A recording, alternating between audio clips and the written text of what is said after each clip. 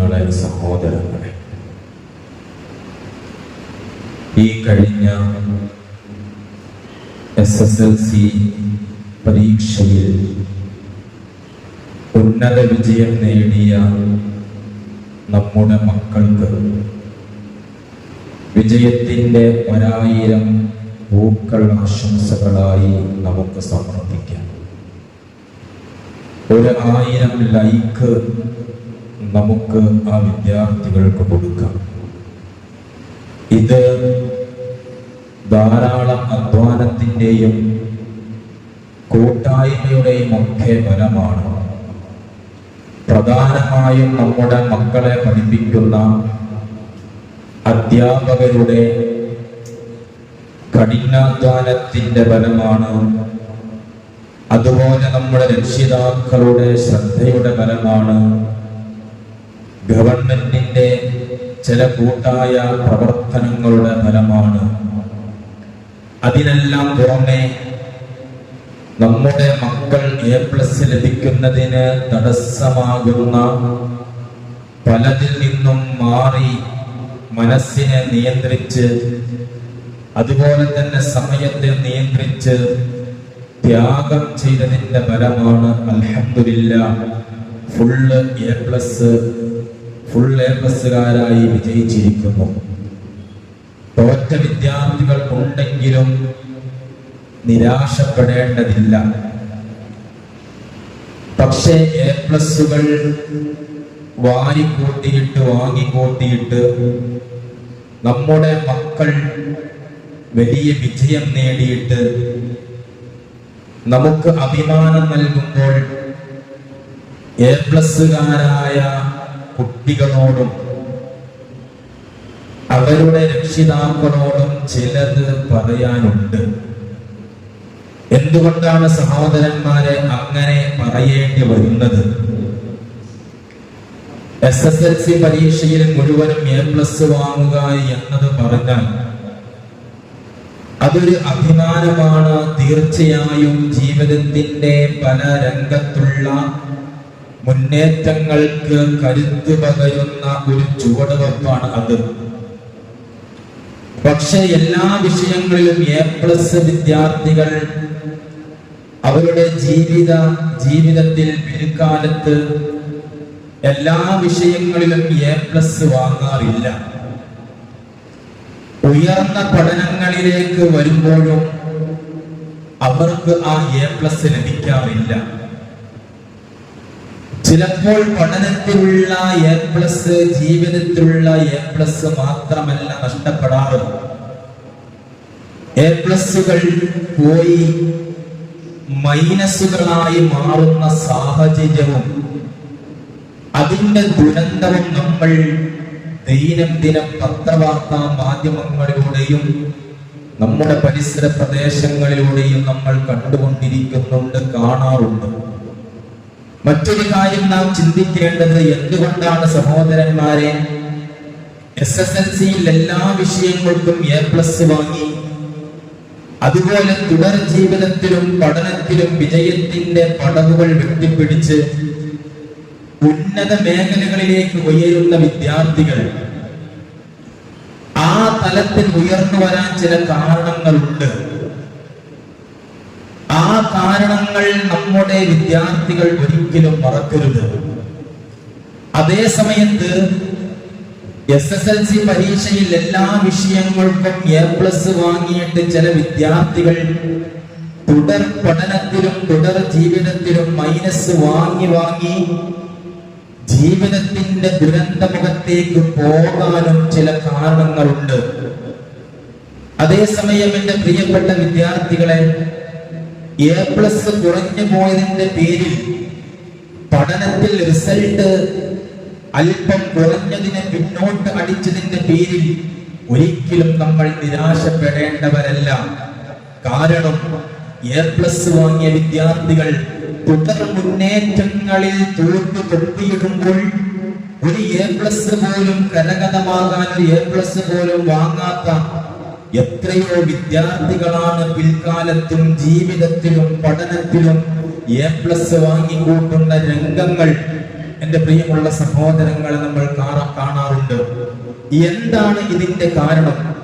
ഒന്ന്, ഏത് വിഷയങ്ങൾ വെട്ടിപ്പിടിക്കുമ്പോഴും ഏത് വിജയങ്ങൾ നമ്മൾ വെട്ടിപ്പിടിക്കുമ്പോഴും വിനയം നമുക്ക് അത് നഷ്ടപ്പെടാൻ പാടില്ല. ആദരവാകുന്ന പ്രവാചകൻ നബി മുഹമ്മദ് മുസ്തഫ സല്ലല്ലാഹു അലൈഹി വസല്ലമ തങ്ങൾ അവിടുന്ന് പറയുന്നുണ്ട്, മാ തവാദഅ റജുലുൻ ഇല്ലാ റഫഅഹു അല്ലാഹ്.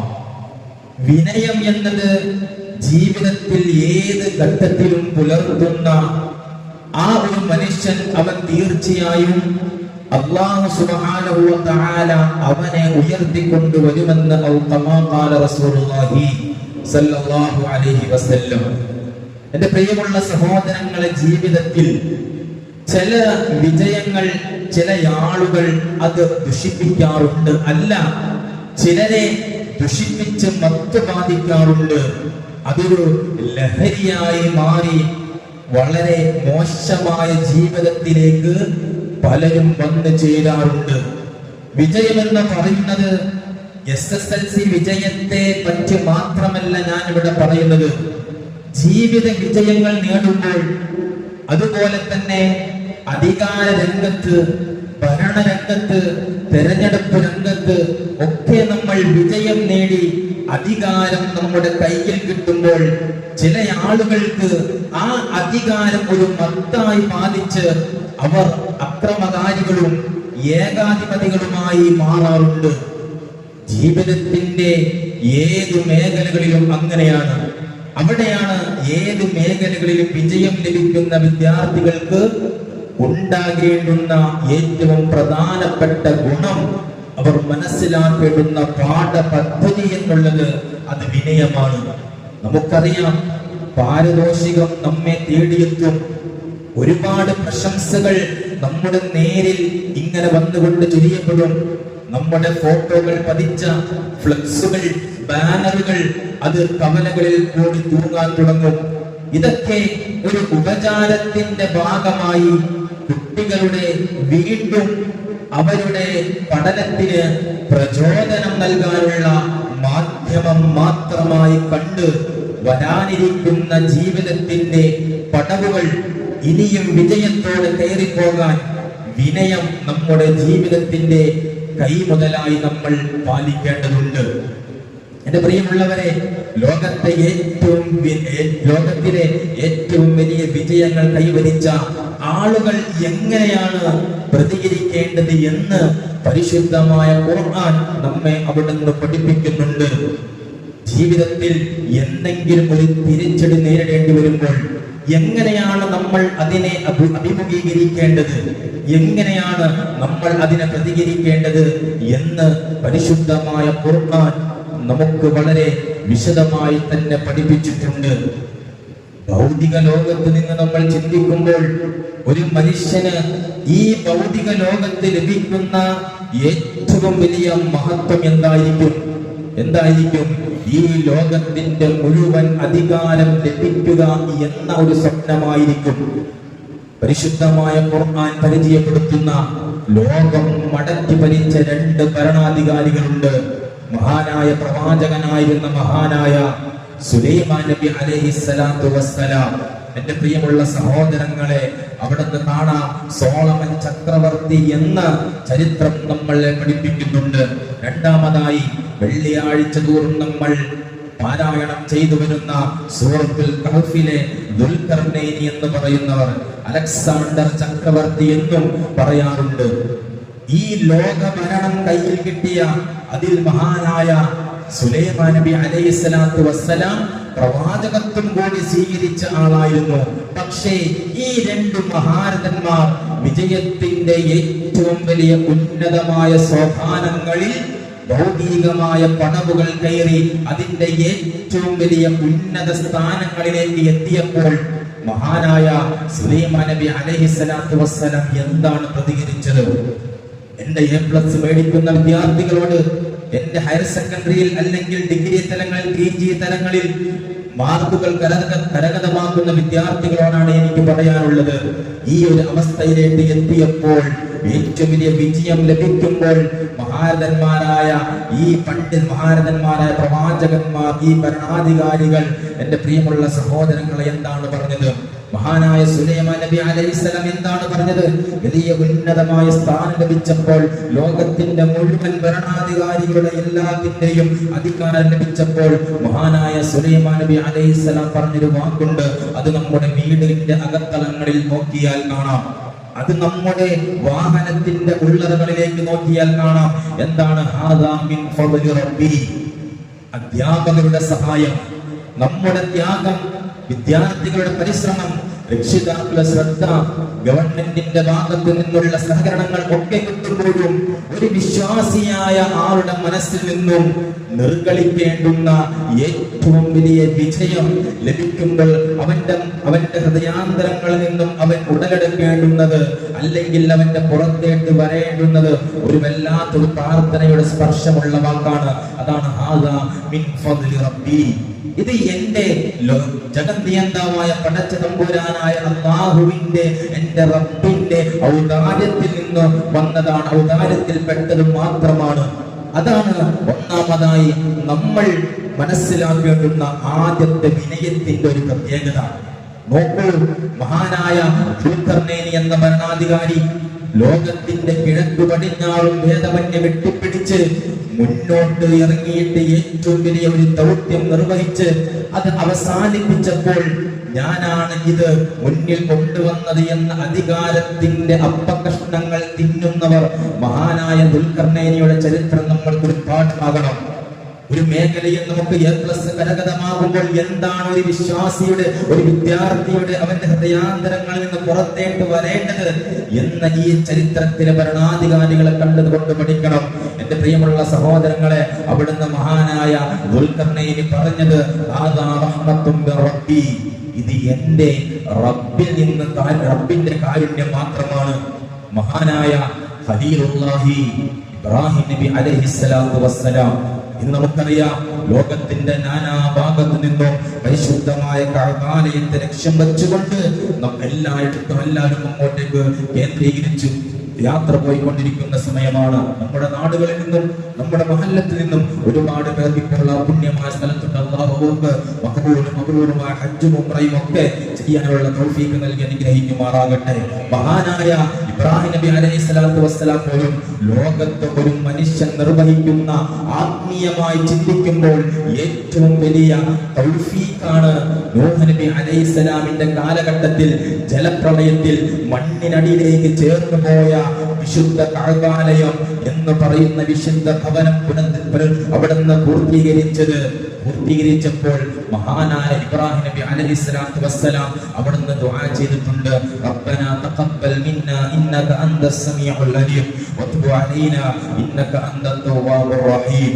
അതുകൊണ്ട് എന്റെ പ്രിയപ്പെട്ട സഹോദരന്മാരെ, പ്രിയപ്പെട്ട വിദ്യാർത്ഥികളോട്, A+കാരായ വിദ്യാർത്ഥികളോട്, വിജയം നേടിയ എന്റെ സ്നേഹനിധികളായ വിദ്യാർത്ഥികളോട്, ഇനിയും വിജയത്തിന്റെ പടവുകൾ കയറാൻ, ലോകത്തിന്റെ ഏറ്റവും വലിയ അധികാരം കിട്ടിയപ്പോൾ പോലും പൂർവീകരായ പ്രവാചകന്മാരുടെ പ്രതികരണം എന്നുള്ളത് അത് വിനയമായിരുന്നു. ആ വിനയം കാത്തു സൂക്ഷിക്കാൻ നമുക്ക് കഴിയണം. എന്നാൽ അല്പം പിറകോട്ട് പോയ, നിലവാരം കുറഞ്ഞ വിദ്യാർത്ഥികൾ എന്തിനാണ് എന്റെ പ്രിയമുള്ള വിദ്യാർത്ഥികളെ ടെൻഷൻ അടിക്കുന്നത്? എന്റെ സഹോദരന്മാരെ, വിശുദ്ധ ഖുർആൻ പകർന്നു തരുന്ന ഒരു കാര്യമുണ്ട്. കാരണം വിജയങ്ങൾ നേടിയെടുത്ത് പരാജയപ്പെട്ടവർക്ക് വിനയമില്ലാത്തതാണെങ്കിൽ, പരാജയം ഏറ്റുവാങ്ങിയ വിദ്യാർത്ഥികൾ, പരാജയം ഏറ്റുവാങ്ങിയ ആളുകൾക്ക് വിജയത്തിന്റെ പടവുകൾ കയറാനുള്ള മാധ്യമം എന്താണ്? അവർ ഒന്ന് വിചാരണ ചെയ്യണം. എന്തുകൊണ്ടാണ് ഈ പരാജയം എനിക്ക് ഉണ്ടായത്? എന്തുകൊണ്ടാണ് ഞാൻ ഈ പരാജയം ഏറ്റുവാങ്ങിയത്?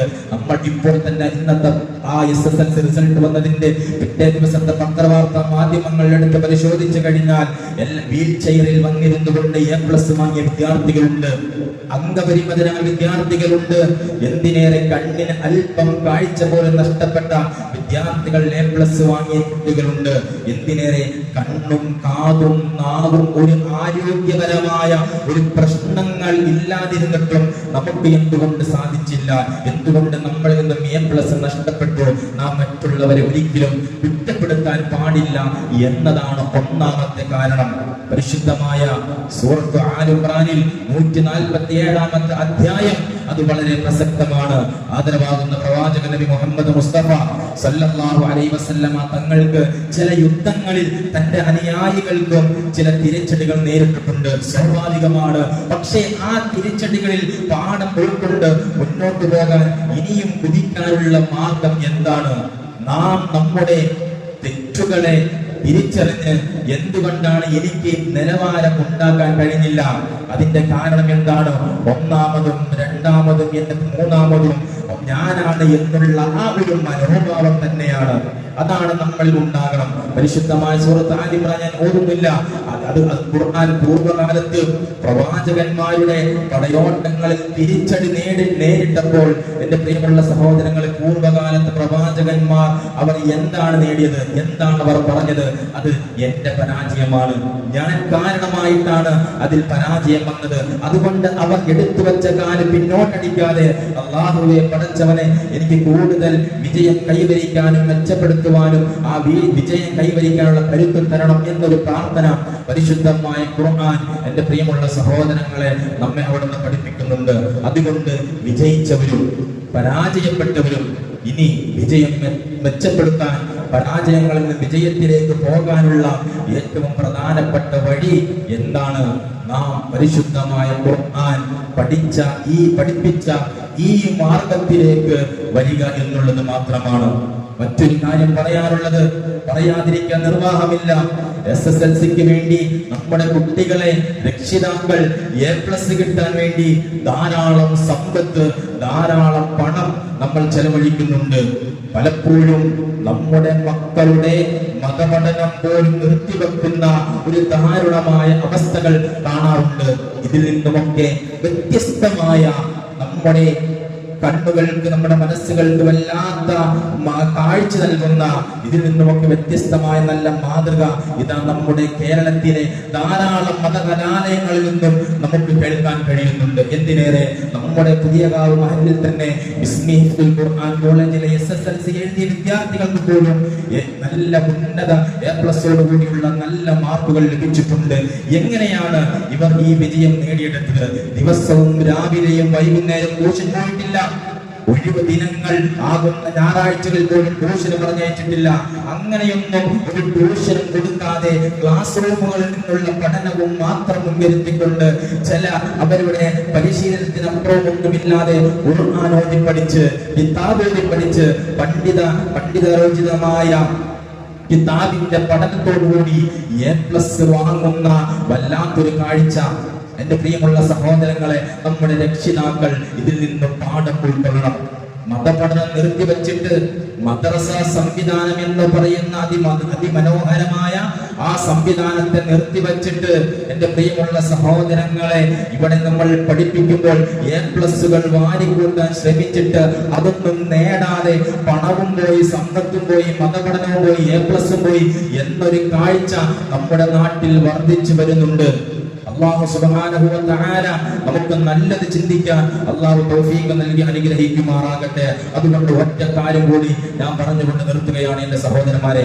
A+ വാങ്ങിക്കുമ്പോഴും ജീവിതത്തിന്റെ A+ ആരും നഷ്ടപ്പെടുത്തരുത്. ഈ പരീക്ഷയിൽ നമ്മൾ A+ വാങ്ങാൻ ധാരാളം നമ്മൾ ത്യാഗങ്ങൾ ചെയ്തിട്ടുണ്ട്.